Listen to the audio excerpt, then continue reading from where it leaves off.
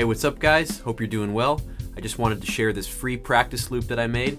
You can get it at fisherdrumming.com. Click the link down below in the description and you can sign up and get that loop right away. So the reason I created this practice loop, it's very mellow, it has a lot of open space, and I created it for that reason so you can work on your grooves a little bit more. It's a little bit slower of a tempo, so it gives you that extra space to work on your time and get all of your internal time between your limbs lining up correctly. If you want to tighten up your grooves and make them sound cleaner, we want to focus on making our limbs play together correctly. And what I mean by that is, say we're playing a 16th note groove. You want it to have that tight dancing sound. You want to bob to it. You want it to sound really tight and controlled, where the hi-hats just keeping that tempo and the kick and snare are coming through clean and strong. So much of that has to do with, are your notes lining up on top of each other at the same time? Or are you lagging in certain areas, or are you flamming some of your notes? If you flam your snare and your hi-hat when they come together, it's not going to have a tight sound.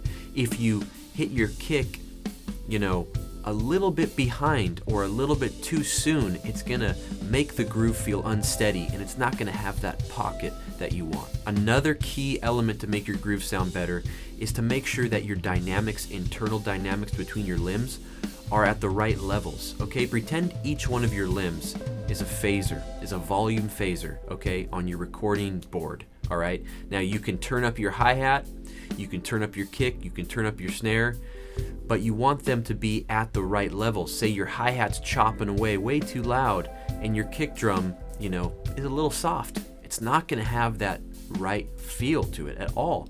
So you want to work when you're playing your groove. Here's an exercise you can do.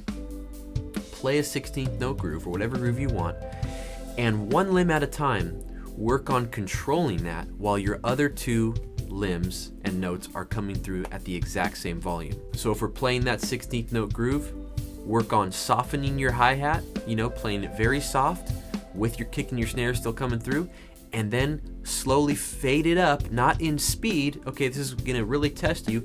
Don't make it go faster, just make it go louder. So raise the volume on your hi-hat and then try to bring it back down. This will help you develop a better feel, how to control each limb individually. And do the same thing with your kick and your snare. This is a really great exercise because it'll also help you control your dynamics in different tempos, okay? A lot of times we just want to play louder when we play faster. In this scenario, you're playing a slow groove and you're actually turning up the volume and then turning it back down and controlling each limb. Another tip would be listen to the music and don't just always try to be flashy. So as I was playing to this practice loop, I was just having fun. I was just improvising with different grooves, trying to show you guys some ideas of how you can play all different types of accents, notes, dynamics, and feel in this particular practice loop.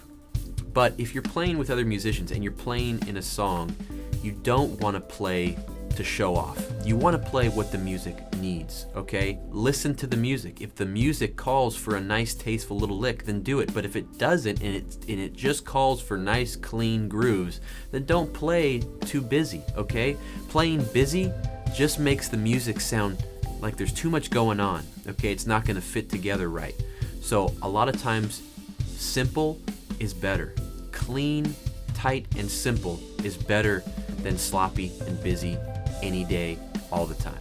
So head on over to fisherdrumming.com, sign up, get this free practice loop, and you can work on your grooves and focus on these few things, and you'll notice that you'll start to improve when you really hone in and pay attention to the details. If you can record yourself, do it, because a lot of times when you record yourself and listen back, it doesn't sound as good as you thought it would when you were playing it, okay? And as a last update, I'm going to be coming out with some more lessons on how to play better grooves, and there will be new lessons updated on the site, so check on there as well. I'll see you guys on the next one. Take care. Thanks a lot.